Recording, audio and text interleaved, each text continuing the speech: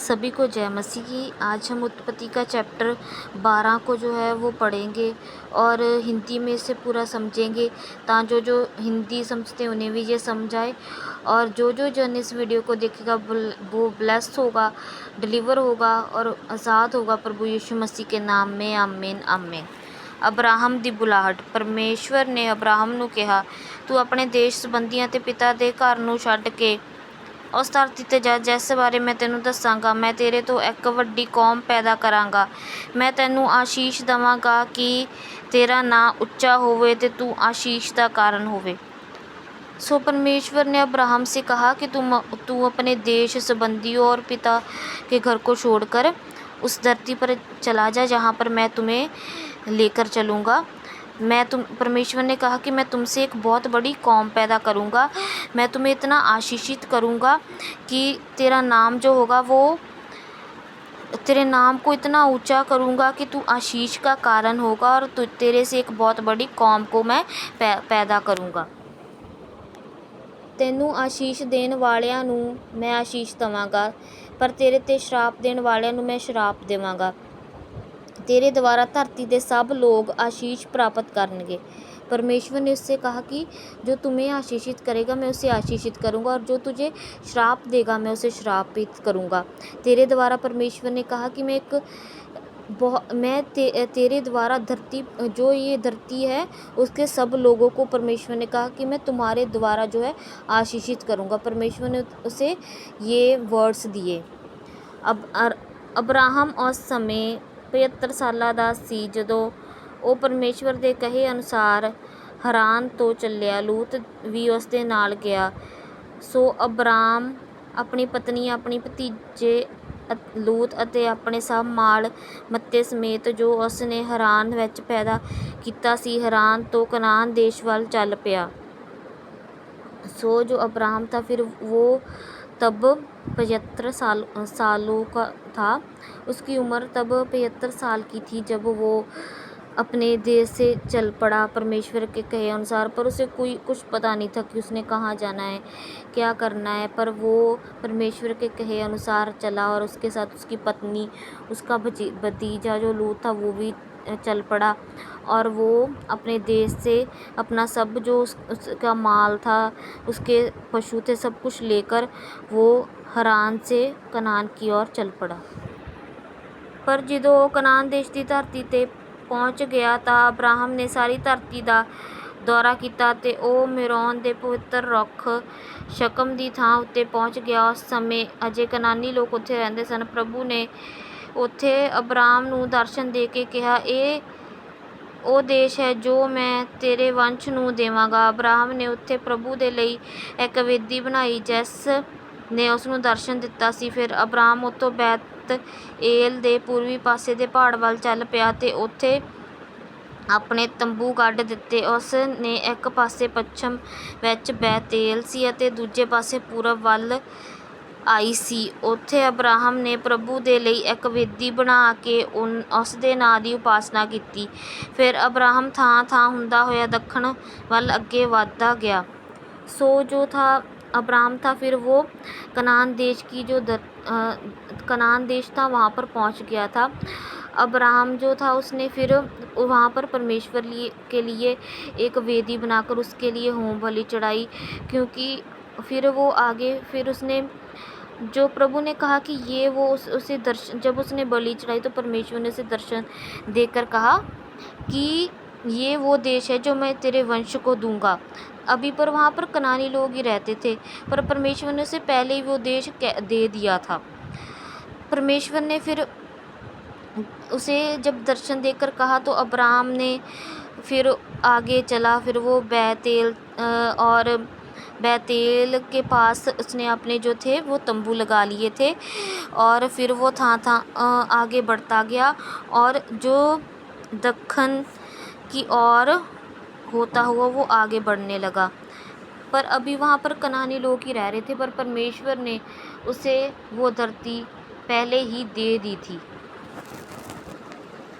Abraham मिस्र विच ਪਰ ਉਸ ਧਰਤੀ 'ਤੇ ਜਿੱਥੇ ਉਹ ਰਹੇ ਸਨ ਭਿਅੰਕਰ ਅਕਾਲ ਪੈ ਗਿਆ। ਇਸੇ ਲਈ ਅਬਰਾਮ ਮਿਸਰ ਦੇਸ਼ ਨੂੰ ਚਲਾ ਗਿਆ। ਫਿਰ ਜਦੋਂ ਉਹ ਮਿਸਰ ਦੇਸ਼ ਦੀ ਹੱਦ ਅੰਦਰ ਦਾਖਲ ਹੋਣ ਵਾਲੇ ਸਨ ਤਾਂ ਅਬਰਾਮ ਨੇ ਆਪਣੀ ਪਤਨੀ ਸਰਾਈ ਨੂੰ ਕਿਹਾ, ਤੂੰ ਦੇਖਣ ਵਿੱਚ ਸੁੰਦਰ ਔਰਤ ਹੈ।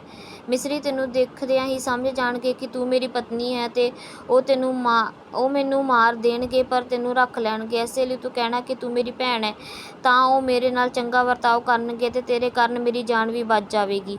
ਫਿਰ ਜਦੋਂ ਉਹ ਮਿਸਰ ਦੀਆਂ ਹੱਦਾਂ ਅੰਦਰ ਦਾਖਲ ਹੋਏ ਤਾਂ ਮਿਸਰੀਆਂ ਨੇ ਦੇਖਿਆ ਕਿ ਅਬਰਾਮ ਦੀ ਪਤਨੀ ਸੁੰਦਰ ਹੈ। ਇਸ ਤਰ੍ਹਾਂ ਫ਼ਿਰੌਨ ਰਾਜਾ ਦੇ ਦਰਬਾਰੀਆਂ ਨੇ ਵੀ ਉਸ ਨੂੰ ਦੇਖਿਆ ਅਤੇ ਜਾ ਕੇ ਰਾਜਾ ਨੂੰ ਉਸ ਬਾਰੇ ਦੱਸਿਆ। ਉਹ ਸਰਾਈ ਨੂੰ ਫ਼ਿਰੌਨ ਦੇ ਘਰ ਲੈ ਗਏ। ਇਸ ਦੇ ਕਾਰਨ ਰਾਜਾ ਨੇ ਅਬਰਾਮ ਨਾਲ ਬਹੁਤ ਚੰਗਾ ਸਲੂਕ ਕੀਤਾ ਅਤੇ ਉਸ ਨੂੰ ਭੇਡਾਂ, ਬਲਦਾਂ, ਗਧੇ, गधियाँ, ऊँट, दास दासियाँ ਦਿੱਤੇ।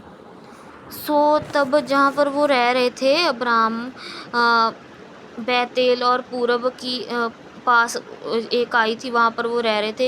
वहाँ पर अकाल पड़ गया, इसलिए वो वहाँ से मिस्र को चले गए। और जब वो मिस्र के अंदर दाखिल ही होने वाले थे तो अब्राम ने अपनी पत्नी को कहा कि तू एक सुंदर औरत है और तुझे देखकर मिस्री जो हैं वो मुझे मार देंगे और तुझे रख लेंगे, इसलिए तू कहना कि तू मेरी जो बहन है, इसलिए वो फिर मुझे छोड़ देंगे और हम बचे रहेंगे। तो उन्होंने ऐसे ही किया। जब मिस्रियों ने फिर उसकी पत्नी को देखा और जाकर उन्होंने फिर अपने राजा को बताया, तो राजा ने उसकी पत्नी को अपने महल में बुला लिया और इसके कारण अब्राम से भी अच्छा सलूक किया। उसे गधे, गधियाँ दे दी, ऊँट दिए और दास दासियाँ दे दी।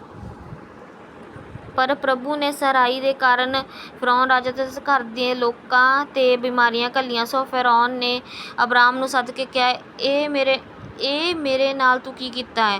ਤੂੰ ਮੈਨੂੰ ਕਿਉਂ ਨਾ ਦੱਸਿਆ ਕਿ ਇਹ ਤੇਰੀ ਪਤਨੀ ਹੈ? ਤੂੰ ਕਿਹਾ ਕਿ ਉਹ ਤੇਰੀ ਭੈਣ ਹੈ ਅਤੇ ਮੈਨੂੰ ਉਸ ਨੂੰ ਆਪਣੀ ਪਤਨੀ ਬਣਾਉਣ ਦੇ ਲਈ ਲੈ ਜਾਣ ਦਿੱਤਾ। ਇਸੇ ਲਈ ਤੂੰ ਆਪਣੀ ਪਤਨੀ ਨੂੰ ਲੈ ਜਾ। ਤਦ ਰਾਜਾ ਨੇ ਆਪਣੇ ਆਦਮੀਆਂ ਨੂੰ ਆਗਿਆ ਦਿੱਤੀ ਅਤੇ ਉਹ ਅਬਰਾਹਮ ਨੂੰ ਉਸ ਦੀ ਪਤਨੀ ਅਤੇ ਜੋ ਕੁਝ ਉਸ ਕੋਲ ਸੀ ਸਮੇਤ ਆਪਣੇ ਦੇਸ਼ ਦੀਆਂ ਹੱਦਾਂ ਤੋਂ ਬਾਹਰ ਛੱਡ ਆਏ। सो परमेश्वर इस कारण जो था वो फ़िरौन पर परमेश्वर नाराज़ हुआ और क्योंकि वो उसकी पत्नी सराई को ले गए थे। तो परमेश्वर ने इसलिए जो फ़िरौन राजा और उसके घर के लोगों पर बीमारियां भेजी। तो फ़िरौन ने फिर उसको पता चल गया, इसलिए फ़िरौन ने अब्राम को बुलाकर कहा कि तूने मेरे साथ ऐसा क्यों किया? तूने क्यों नहीं बताया ये तेरी पत्नी है? इसलिए उसने फिर तूने क्यों कहा ये मेरी बहन है और मुझे इसे अपनी पत्नी बनाने के लिए ले जाने दिया? तो जो अब्राम फिर बाद में उसने अब्राम को उसकी पत्नी लौटा दी और जो राजा के आदमी थे उन्होंने अब्राम और उसकी पत्नी और जो कुछ उनका था उनके समेत उन्हें अपने देश के हदों के बाहर वो छोड़ आए। इस प्रकार इस जो चैप्टर में हमने क्या देखा कि जो अब्राहम था परमेश्वर ने उसे अपनी बुलाहट में उसे बुलाया, पर उसे कुछ नहीं पता था उसने कहाँ जाना है, क्या करना है, कि परमेश्वर मेरी लाइफ में कुछ करेंगे भी कि नहीं, उसे कुछ नहीं पता था। फिर भी उसने परमेश्वर पर विश्वास कर अपना देश छोड़कर वो इतनी दूर कनान देश चला गया। और वो अभी उसकी लाइफ में उसे नहीं पता है कि क्या होगा, पर वो फिर भी विश्वास कर गया कि परमेश्वर जो कहते हैं वो करते हैं और परमेश्वर सचमुच जो कहते हैं वो करते हैं। और परमेश्वर ने उसे इतना ब्लेस बाद में कि इतना आशीषित किया। इसी प्रकार हमें भी जब परमेश्वर जो कहे हमें उसी प्रकार चलना है, वो करना है। हमें अभी चाहे ना भी पता चले कि हमारी लाइफ में कुछ होगा नहीं होगा, पर हमें अच्छी रीति से चलते जाना है। प्रेयर करनी है, फास्टिंग करनी है और बाइबल पढ़नी है और परमेश्वर के वचनों पर चलते जाना है। और एक दिन ऐसा ज़रूर आएगा कि परमेश्वर हमें इतना ब्लेस करेंगे जैसे परमेश्वर ने अब्राहम को किया। जैसे परमेश्वर ने कहा कि जो तुझे आशीष देगा मैं उसे आशीष दूँगा, उसी प्रकार परमेश्वर ने उसे कहा कि मैं तुम्हारे द्वारा इस पूरे जो सारी धरती के लोगों को आशीषित करूँगा। वैसे ही परमेश्वर हमारे द्वारा और लोगों को भी आशीषित करेंगे और हमें भी फिर बहुत ज़्यादा ब्लेस करेंगे जब हम उसके राहों पर चलते और जो जैसे परमेश्वर कहते हैं वैसे चलते जाएंगे। सो हमें भी अब्राहम की तरह परमेश्वर के पीछे चलना है, शक नहीं करना है, विश्वास से चलना है और परमेश्वर ब्लेस आशीषित करेंगे और दूसरों को ब्लेस करने के लिए भी खड़ा करेंगे। इसी प्रकार से परमेश्वर के राहों पर चलते जाएं और ब्लेस होते जाएं प्रभु यीशु मसीह के नाम में। आमीन, आमीन, आमीन। हालेलुया।